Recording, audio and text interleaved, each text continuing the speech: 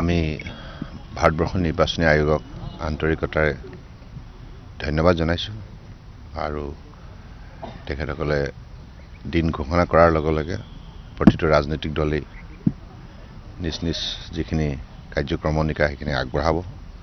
আৰু সকলোৰ লক্ষ্য হৈছে জনসাধাৰণৰ সমৰ্থন বুটলা আৰু আমাৰ ভাৰতীয় জনতা পাৰ্টিৰ নেতৃত্বত NDA তৰফৰ পৰা যি প্ৰাৰ্থী আছে এই প্ৰাৰ্থীসকলে অসমতো বিজেপি নেতৃত্বে মিত্ৰজোঁটৰ যিসকল প্ৰাৰ্থী আমি একলে মিলি একেলগে ৰাইজৰ ওচৰলৈ যাম আৰু যোৱা 10 বছৰত ভাৰতবৰ্ষৰ সকলো লোকৰ অতি আপোন প্ৰিয় নেতা প্ৰধানমন্ত্ৰী নৰেন্দ্ৰ মোদী ডাঙৰীয়াৰ নেতৃত্বত যিখিনি উল্লেখযোগ্য সকলো শ্ৰেণীৰ সকলো জাতি জনগোষ্ঠী জাতি উপজাতিৰ বাবে সমগ্ৰ ভাৰতবৰ্ষতে যিমানখিনি উন্নয়নমূলক কাম হ'ল এই সফলতাৰ যি প্ৰতিচ্ছবিখন লৈ আমি জনসাধাৰণৰ মাজলৈ যাম জনসাধাৰণৰ শ্ৰীচৰণত মূৰ দুৱাই প্ৰতিগৰাকী কাৰ্যকৰ্তাই আমি তেখেতসকলৰ আশীৰ্বাদ বিচাৰিম তেখেতসকলৰ সমৰ্থন বিচাৰিম আমাৰ লক্ষ্য হৈছে মাননীয় প্ৰধানমন্ত্ৰী নৰেন্দ্ৰ মোদী ডাঙৰীয়াৰ নেতৃত্বত এখন উন্নত ভাৰত ৰাষ্ট্ৰ নিৰ্মাণ কৰা বিশ্বৰ বুকুত আৰু আত্মনিৰ্ভৰ ভাৰত নিৰ্মাণ কৰা তৃতীয়বাৰৰ বাবে মাননীয় নৰেন্দ্ৰ মোদী ডাঙৰীয়াক ভাৰতবৰ্ষৰ প্ৰধানমন্ত্ৰী হিচাপে নিশ্চিতভাৱে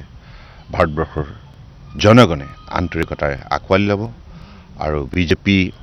নেতৃত্বাধীন NDA 400তকৈ অধিক আসন দি তৃতীয়বাৰৰ বাবে শক্তিশালী ৰূপত ভাৰতবৰ্ষৰ বিকাশ যাত্ৰা আগুৱাই নিয়াৰ বাবে মোদী ডাঙৰীয়াক সুযোগ প্ৰদান কৰে আমিতো আগৰ পৰা কৈ আছো যে অসমত 11+ কিন্তু এতিয়া 12+ হোৱাৰ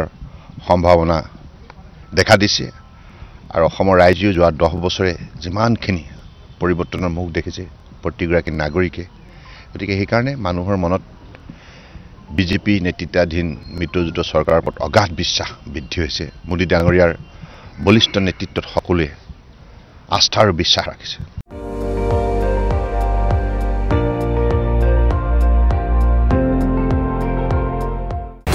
আপুনি চাই আছে ND24 সৰ্বশ্ৰেষ্ঠ নহয় সৰ্বোত্তমৰ দৌৰ